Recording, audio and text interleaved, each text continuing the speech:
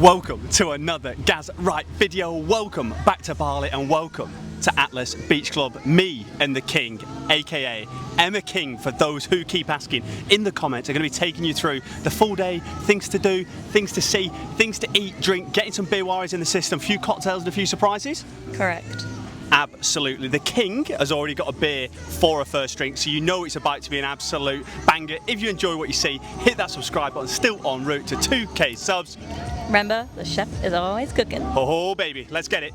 Let's get straight into it. Wanted to drop some initial thoughts, observations, before we have a few too many beer worries. We'll do it inside, however, they said no professional YouTubers.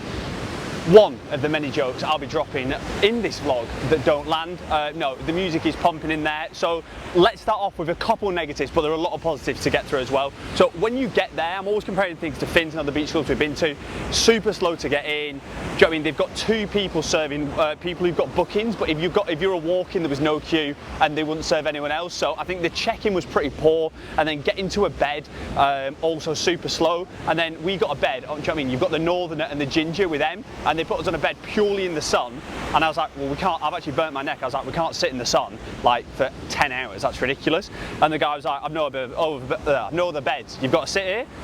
Obviously, G-Dub's persistence and I mean, letting him know that we're not fucking sitting there, old boy. So yeah, we sorted out in the end, but like, you just don't get the same level of like luxury and kind of customer service that you do, to be honest. Like when you walk into Finns, you just feel like everything's taken care of. Do you know what I mean? You're having an amazing day, you've spent X amount on a bed or whatever it may be, and you just feel as if, yeah, the money's well spent. So that is the negatives. Let's get them out of the way and let's get on to the positives, because it's a beautiful setup. So they've got like the DJ booth, all the signage in the middle, which is sick. I imagine later on tonight, when the vibes are flowing, when the beer worries are in the system, that's going to be unreal. Different beds, so if you're looking out towards the sea, me and Emma are on the far right hand side, which is a really nice spot to sit on. Once we moved beds, I think we can move till 5 o'clock, so the sun will be down by then. But yeah, that was a little bit of a battle. We don't like to see that. But as soon as we moved, lovely bed. The beds in Finns, I would say they're for 6 people, but even if you had like 6 small girls on there, like, I still think you'd be quite cramped. So I think 4 at Finns. Here you could definitely get 6 people on, super comfy. And loads of space. In terms of the drinks, they've got different drink offers as well. So if you want like to buy like 5 beers at a time, the cans you get it for 220,000, which is like £2.75, £3 when you do the service. So that is pretty good. And the other thing as well that I noticed, which is a little bit different to Finns, is there's just not as many people serving drinks. So when you've ordered, it's fine. The drinks come out in literally like 2 seconds. But they have like one person looking after the whole of our taking orders for the whole of our pool bit. So twice I've had to go up and ask him. Not the end of the world, however, when you're paying for a little bit of luxury, I do think you expect a little bit of a higher standard. Obviously, being from the UK, I'm used to going up and ordering my beers, so it's not a problem. The pools here, I think, are phenomenal. I would even say they're slightly different to Finns. I think Finns has kind of got that main area in the middle, it's super vibey, or you're in like the VIP bit. I think here the pools go all along, and if you book like the big 10-person booths, you have your own personal pool in front of it, split between say like 3 lots of people, and there's no one in any of them. So if you want a bit more of an exclusive feel, I'd go for one of them. Me and them paid 3.5 million, which works out by, I think it's about £85 each, and obviously you get it back as a bar tab. And the beers, I'm just on the Bintang crystals at the minute, they're 60 each. Loads of beers at like 60, 70, 80, depending on if they're imported or not. And then cocktails, you're probably looking at about 150, 160, 170, depending on your poison of choice. But yeah, for me, the pools are great. Infinity pool onto the sea, lovely backdrop. You can actually go out super easy from where me and Emma sat, out into the sea and back in. Hence why I'm here doing this and not in the absolute mixer. Geez, got to walk across this. Don't lose a bloody croc or something.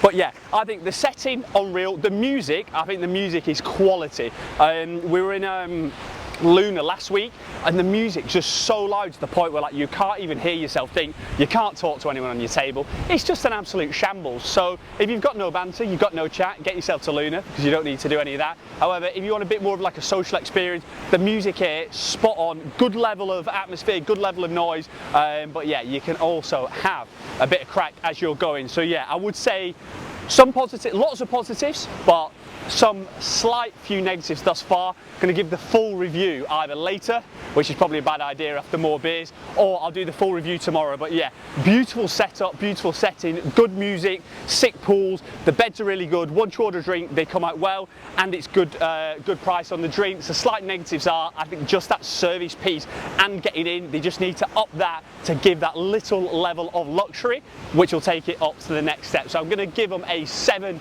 out of 10 so far, and we will see where the day takes us. Peace.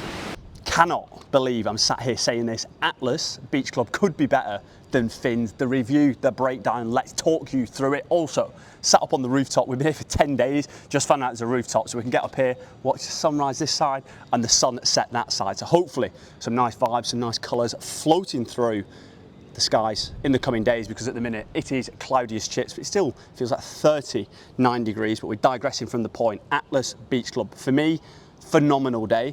I'll just give the only negative, as I said at the start, is the check-in is a bit slow. The fact it's slower for bookings than it is for walk-ins, a bit weird, and you don't really get that luxurious feel, and it's a little bit, yeah, it's just not as good as Finn's in terms of like the service, the drinks, and obviously, yeah, getting you checked in and stuff like that. Other than that, the day was absolutely sensational. The pools there, as I said, really, really good. And then as the day builds, as the day progresses, it only gets better. I actually think in the evening, the setup at Atlas is actually better than Finn's. So at Finn's, if you're in like the VIP bit, and then like where the main atmosphere bit is on like the stage and stuff, it's quite far away, so you're not really in the mixer. Whereas how Atlas is, you can still kind of sit on your day bed and you're still kind of in the thick of it a bit as well. And obviously you got to have like the DJ booth, which is unreal, like a club from like one of the super clubs in like Ibiza or something. You have all like the visuals, the animations, building that suspense, building the tension and building the vibes throughout the day, throughout the evening.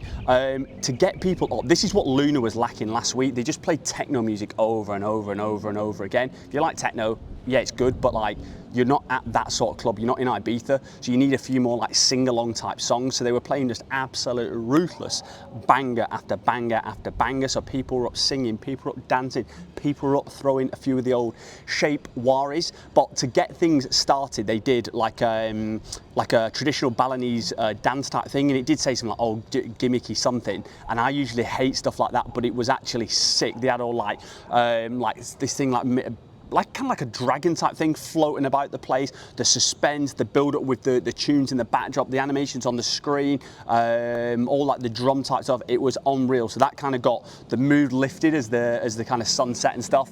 And then after that, they were like, yeah, free shots on the dance floor. So again, giving people that added motivation to get up and throw some shapes. And then obviously in turn, they rewarded with a better atmosphere. So yeah, that was sick to get everyone up. They had like the fire shows, they had a few different dances throughout the night. It wasn't like for hours and hours and hours. They'll come on, do a quick like 3-4 minutes, like, which were sick every single time, and then everyone's back in the mixer throwing shapes. You know when G-Dubs has had a few beers, because that's when the shuffling comes out.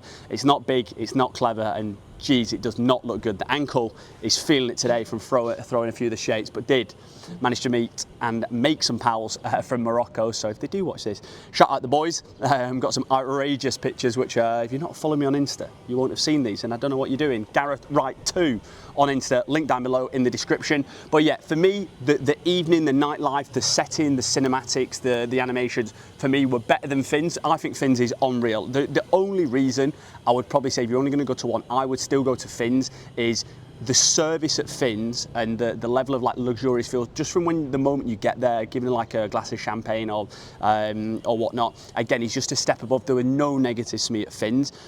But for Atlas, I would say the nightlife is better. The evening, the vibes I thought was a lot better, and the pools I'd say are a lot better there as well. There's like 5 different pools. There's like a kids pool, there's like a swim up bar pool, and then there's 4 pools across like the front. And then if you book like one of the 10-person like seater booths, you can get you kind of get your own private pool, well split between like 2 other parties. So again, silly amounts of pools, silly amounts of atmosphere. I would only rate Finn's higher because there were no negatives of it. I thought Finn's was sensational throughout. Atlas, the only negative is of course the service a little bit.